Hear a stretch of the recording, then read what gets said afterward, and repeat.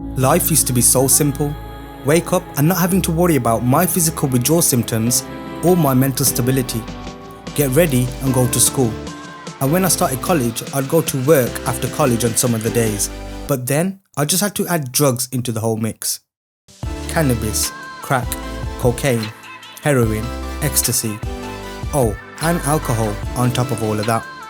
These drugs have been a popularity for many years for specific individuals. We have the rich, the working class and the poor. We may be different from what our status is or in what we believe our group is, but we are no different. We have the daily users, users on the weekends, or the full-blown users on a daily or full-blown just on the weekend. I was a daily full-blown, just for the record. Now drugs, they do not discriminate. We all can develop physical withdrawal symptoms and mental health concerns over time. It does not matter which drug you are using or who you are, but this becomes the only option for some. So I thought I'd cover this in this video. As we know, this can be a perfect solution for some, but it can also destroy one's life for another. So there are a few things I feel you should know about drug addiction, so you can prepare others to be successful as possible when it comes to the life stability in the life of an addict. So today I'm going to share with you what I have worked out in my recovery and what had helped me once I had understood a few things about drug addiction. And hopefully this would help you and prepare you for your recovery in addiction. I think this is going to help anybody with ongoing addiction support. This could also be helpful to anyone who is working independently in their recovery. So whichever camp you're in, let's get started. With many of my years battling with addiction, I could not seem to be successful in overcoming my addiction. I tried many strategies and found myself back to square one. I thought maybe prison would help me and be able to sort me out, where half of the people do recover from drugs, or half of them come out worse, but with the mental health concern on top. So what is going on here? Why cannot we stay away from drugs? And why do we begin to develop mental health concerns over time? Oh, and why are some people not affected by any of this, even though they are using drugs?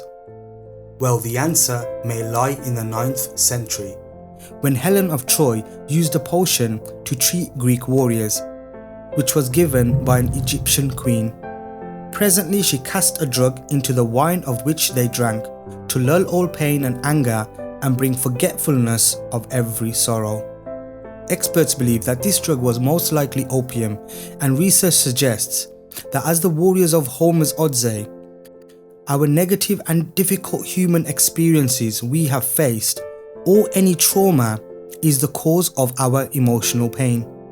So we need to make the use of substances to relieve our pain. Whether this is prescribed, legal or illegal, this is directly related to the amount of negative experience of one. Dr. Gabor Mate, a best-selling author and a leading authority on addiction, also suggests this in his book, In the Realm of Hungry Ghosts, Close Encounters with Addiction, where many substance addicts state that they self-medicate to soothe their emotional pain and that their traumatic experiences impacted their brain. This means that drug addiction is being used as a treatment for emotional pain with severe side effects, which can affect you not only internally but also externally to within the life around you. Drugs can be used in the short term but can also be life-threatening in the long term. This seems right because I had emotional pain after losing my dad to deal with, but why couldn't I see that? I call this destruction mode. Individuals who are going through this or have been through this should surely be able to relate. It is the trauma one has faced that results in self-destruct. When you receive any harmful emotional experience, you do not think before you give it back out into the world and to yourself. This is an emotional and personal response to a terrible event in one's life. This can damage your sense of security and make you feel helpless in a dangerous world. This can leave you struggling with upsetting emotions, memories, and anxiety that will not go away. It can leave you feeling numb, disconnected, and unable to trust other people. Traumatic experiences often involve a threat to your life or your safety. Still, any situation that leaves you feeling overwhelmed and isolated can result in trauma, even if it does not involve physical harm. It is not the objective circumstances that determine whether an event is traumatic, but your subjective emotional experience of the event. The more frightened and helpless you feel, the more likely you are to be traumatized. So, terrible event, emotional response, which then brings you to addiction to relieve the suffering. There is no understanding of addiction without understanding human pain. You can be addicted to anything that will defocus your mind from the problem temporarily and to keep focus onto something else. This could include shopping, eating, working, internet, gambling, video games, crime, drugs. And research suggests that if you have had a harmful emotional experience as a child, then your brain is not equipped and developed well enough to handle the stress. So you may look to soothe the pain externally, which of course is not your fault at all in any way. And if you are addicted to heroin, well, heroin handles the emotional dynamics in your brain in terms of attachment and love. So heroin takes you into your arms. So I would say it is more of a treatment for one to manage emotional pain, and it is not the cure to a mental health concern for the long term. It is undoubtedly understandable if one does not know how to cope with pain, whether the pain is physical or emotional or both. All we would think about is how we can stop hurting. So we can be introduced to drugs in different circumstances when we are weak. Legal or illegal drugs can seem to be effective in reducing emotional pain. Even prescribed medication for the management of physical pain. If you've ever wondered, for the ones that have had enough of their drug use, that why am I still being drawn to the drug or various drugs? This means you are not aware of your emotional pain, which this is in regards to. This is because we have been suppressing the emotion. Wait, are you using drugs to try and manage emotional pain? Well, you wouldn't know until you stop the drug or the drugs. But if you feel you need to take the drug and a dark cloud comes over your mind where you can't see nothing but the drug at times, and when you go without the drug for a while, you start to become more depressive and your behaviour starts to change.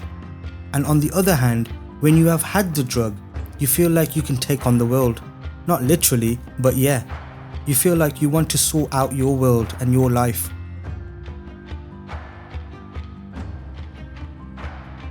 My intentions do not change now from night to morning when I'm craving again for any drugs, because I have now dealt with my emotions, so I don't crave drugs anymore. And the process is always ongoing because we can always face new dark moments in one's life. Oh, and if you've dealt with your emotional pain before, but then you have relapsed, it's time to go through that process again with the same emotional pain that was suppressed before. Because your brain stores these chemicals in your brain, which we are not going to cover in this video, but yeah, the brain begins to release them same chemicals in the brain again, because emotions are controlled by the level of different chemicals in your brain. Understand emotion to understand your addiction. Thank you so much for watching, and please be kind to anyone going through emotional pain. If you've enjoyed this video, hitting that like button tells YouTube to show this video to more people, which is helpful to many people that are struggling with emotional pain today.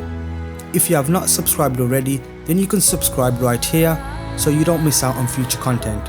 And if you want to continue watching more videos on this channel, I'm going to throw a couple of videos here and here so you can get more help around addiction, mental health and criminal behaviour, and you can watch them from the comfort of your home. But of course, if you don't want to do all that, don't do that and put your feet up and have a break. And I'll see you next week, hopefully. Salute.